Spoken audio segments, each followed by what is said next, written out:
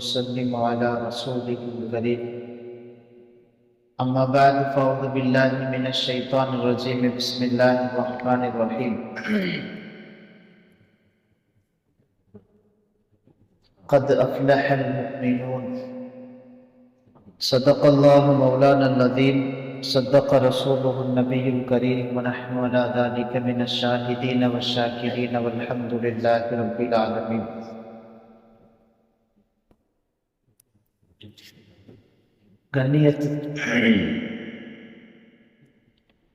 கண்ணியத்திற்கும் மிகுந்த மரியாதைக்கும் உரித்தான இஸ்லாமிய பெரியோர்களே, சகோதரர்களே, சிறார்களே, தாய்மார்களே, உங்கள் அனைவருக்கும் அஸ்ஸலாமு அலைக்கும் வரஹ்மத்துல்லாஹி வபரகாத்துஹு. அன்பிற்கினிய அல்லாஹ்வின் நல்லடியார்களே, இன்றைக்கு தராவீஹிலே சூரா அம்பியாவினுடைய பிற்பகுதி சூரா ஹஜ், சூரத்துல் முஃமினூன், சூரா நூருடைய ஆரம்ப பகுதிகள் ஓதப்பட்டிருக்கிறது. ஓதப்பட்ட சூறாக்களிலே சூரா முஃமினூன் என்கிற இந்த சூறாவிலே அல்லாஹ் ஜல்லஷானுஹு வ தஆலா கத் அஃப்லஹல் முஃமினூன் அப்படின்னு தொடங்குது இந்த சூறா. இந்த சூறாவுடைய விஷயத்திலே தஃப்சீர்ல ஒரு செய்தி எழுதுறாங்க. ஹஸரத் உமர் ரலியல்லாஹு அன்ஹு அவர்கள் அறிவிக்கிறார்கள், நபிகள் நாயகம் ஸல்லல்லாஹு அலைஹி வஸல்லம் அவர்களுக்கு வஹி இறங்குகிற போது தேனீக்கள் கத்துவதை போல ஒரு சப்தம், தேனீ ரீங்காரம் என்ற மாதிரியான ஒரு சப்தம் நபிகள் நாயகம் ஸல்லல்லாஹு அலைஹி வஸல்லம் அவர்களிடமிருந்து எங்களுக்கு வரும். அப்படி ரசூலுல்லாவுக்கு வஹி இறங்கக்கூடிய அந்த நேரங்களை நாங்கள் அப்படி தெரிந்து கொள்ளுவோம். ஒரு தடவை நாங்கள் நபிகள் நாயகம் ஸல்லல்லாஹு அலைஹி வஸல்லமினுடைய சபையிலே அமர்ந்திருக்கிறோம்.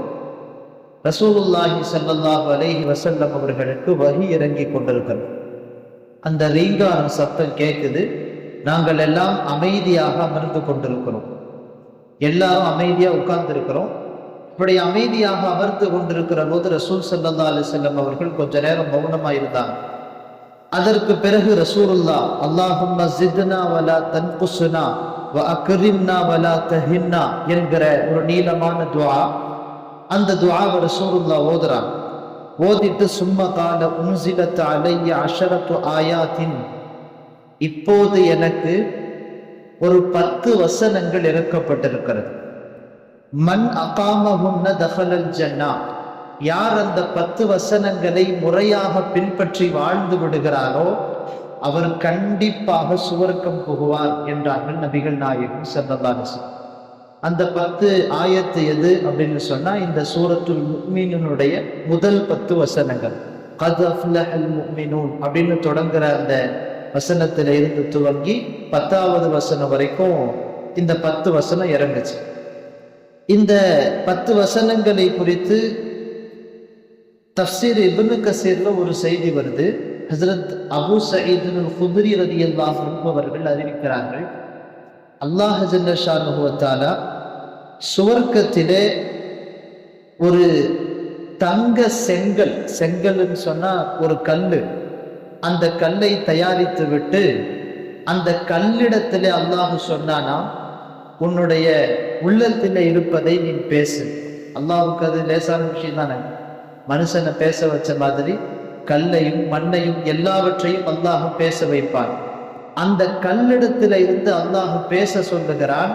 அப்ப அந்த கல்லு பேசுச்சா, அந்த கல்லுடைய வாயில இருந்து வந்த அந்த வார்த்தை தான் கத் அஃப்லஹல் முஃமினூன் என்று துவங்குகிற அந்த 10 வசனங்கள் அப்படின்னு ரசூல் ஸல்லல்லாஹு அலைஹி வஸல்லம் அவர்கள் சொன்னதாக அபூ ஸயீத் அல் குத்ரி ரலியல்லாஹு அன்ஹு சொல்றாங்க. இந்த 10 வசனங்களை ஓதியதற்கு பிறகு மலக்குமார்கள் எல்லாம் அந்த கல்லுக்கு சுபச்சோபனம் சொல்லுகிறார்கள்.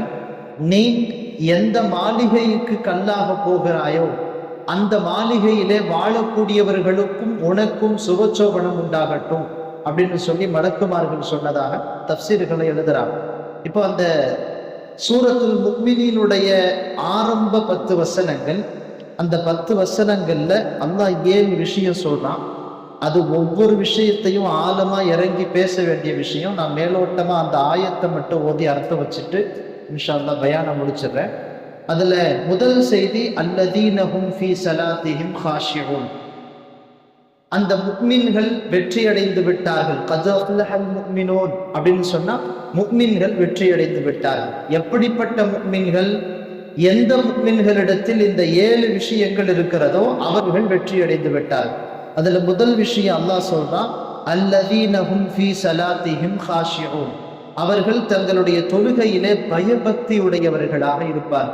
தொழுகையில நின்றா தொழுகையை தவிர வேற எந்த சிந்தனையும் இல்லை, இறைவனுடைய ஞாபகம், ஒருநிலைப்படுத்தி தன்னுடைய உள்ளத்தை அல்லாஹ்வை முன்னோக்கி நின்று தொழுவதை போன்ற பாவனையில் தொழுகக்கூடிய அந்த நிலை எந்த முக்மினிடத்தில் இருக்கிறதோ அவர் வெற்றி அடைந்து விட்டார்.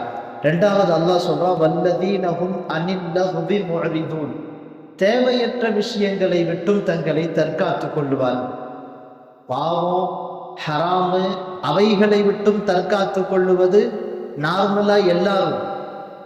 இந்த சொல்லப்பட்ட முக்மின்களினுடைய சிஃபத்துல ரொம்ப முக்கியமான சிஃபத் என்னன்னா, ஒரு விஷயம் தேவையில்லை அப்படின்னு சொன்னா அதை விட்டும் தங்களை தற்காத்துக் கொள்ளுவார். ஒரு முக்மின் தேவையற்றதை செய்ய மாட்டான். ஹதீஸிலேயே வருது, ஒரு முக்மின் கண்டிப்பாக அவன் தேவையற்ற ஒரு விஷயத்தை செய்ய மாட்டான். மூணாவது அல்லாஹ் சொல்றான், வல்லதீனஹும் லிஸ்ஸகாத்தி ஃபாயிலூன், மூணாவது விஷயம் ஜகாத்தை முறையாக நிறைவேற்றுவார்கள். நான்காவது வல்லதீனஹும் லிஃபுரூஜிஹிம் ஹாஃபிதூன், அவர்களுடைய மர்மஸ்தலங்களை அவர்கள் பாதுகாத்துக் கொள்ளுவார்கள். வல்லதீனஹும் லி அமானாத்திஹிம் வ அஹதிஹிம் ராஊன், அவங்கள்ட்ட ஒரு அமானிதமா ஒரு பொருள் கொடுக்கப்பட்டுச்சுன்னா அதை பாதுகாப்பார்கள். ஒரு வாக்குறுதியை அவர்கள் கொடுத்தால் அந்த வாக்குறுதிக்கு அவர்கள் மாறு செய்ய மாட்டார்கள். வல்லதீனஹும் அலா ஸலாத்திஹிம் யுஹாஃபிதூன், தங்களுடைய தொழுகையின் விஷயத்தில் அவர்கள் கவனமாக இருப்பார்கள். முதல்ல சொன்னது தொழுகையில ஃபுது ஃபுஷு, தொழுகையில பயபக்தி.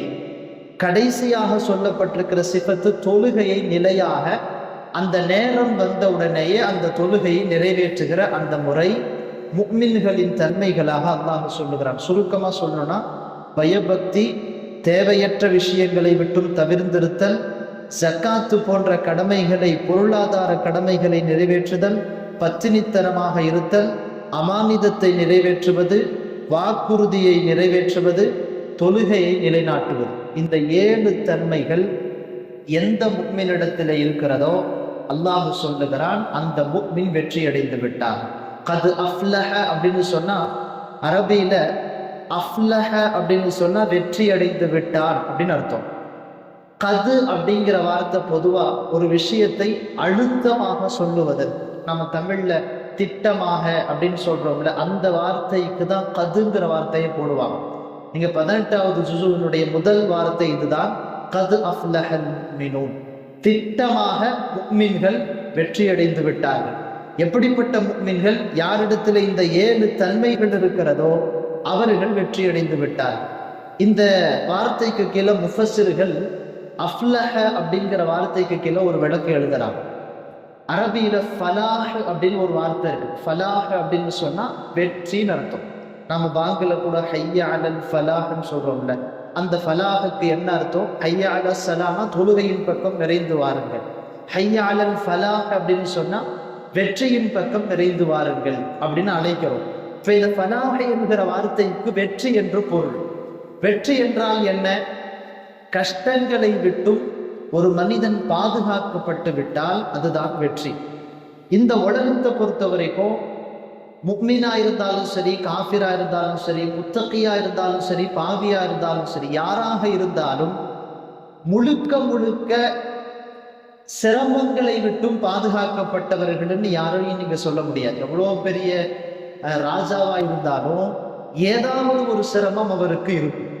அப்போ இந்த ஆயத்துல ஃபலாஹ் என்று சொல்லப்பட்டிருக்கிறதே, அந்த ஃபலாஹை கொண்டு முராது என்னன்னா, இந்த உலகத்தினுடைய வெற்றி இல்லை, மறுமையினுடைய வெற்றி. அதாவது மறுமை நாளில் அல்லாஹுடைய தர்பாரில் வெற்றியடையக்கூடிய முக்மின்கள் யார் என்றால் அவர்கள்தான் இந்த 7 தன்மையையும் உடையவர்கள்.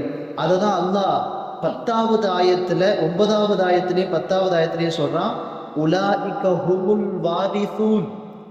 இந்த முக்மின்கள், இந்த 7 தன்மையை யார்கிட்ட இருக்குதோ அவங்க ஹுமுல் வாரிசூன், அவர்கள் அனந்தர அவகாச சொத்தாக எடுக்கக்கூடியவர்கள் எதை அப்படின்னு சொன்னா அல்லதீன யரிசூனல் ஃபிர்தௌஸ், ஜன்னத்துல் ஃபிர்தௌஸை தங்களுடைய அனந்தர அவகாசமாக எடுப்பாங்க.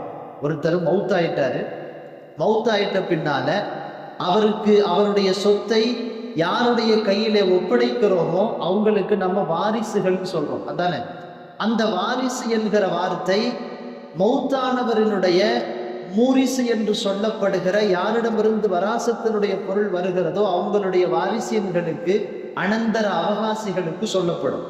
இந்த வாரிசு என்கிற வார்த்தையை அல்லாஹ் இங்க சொல்றான், உலாயிக ஹுமுல் வாரிசூன் அல்லதீன யரிசூனல் ஃபிர்தௌஸ். அப்படின்னா என்ன அர்த்தம்? ஒருத்தர் மௌத்தாயிட்டாருன்னா கண்டிப்பா யாராலையும் தடுக்க முடியாது, அவருடைய சொத்து அவங்க பசங்களுக்கு போய் சேரும். அதே மாதிரி இந்த முஃமின்கள் இவர்களினுடைய இந்த சுவர்க்கத்திற்குள்ளே நுழைவது என்பது யாராலையும் தடுக்க முடியாது. யரிசூனல் ஃபிர்தௌஸ்ங்கிற அல்லாஹ் ஜன்னத்துல் ஃபிர்தௌஸுக்கு அவர்கள் வாரிசுகளாக ஆகிவிட்டார்கள் சொல்லிட்டு ஹும் ஃபீஹா ஹாலிதூன், அதிலே நிரந்தரமாக இருப்பார்கள். அப்படிப்பட்ட உன்னதமான முஃமின்களாக எல்லாம் வந்த அல்லாஹ் ஜல்ல ஷானுஹு நம்மையும் நம்மை சார்ந்தவர்களையும் ஆக்கி தந்தல் புரிவானாக. வாஹிர் தாவனா அல்ஹம்துலில்லாஹி ரப்பில் ஆலமீன்.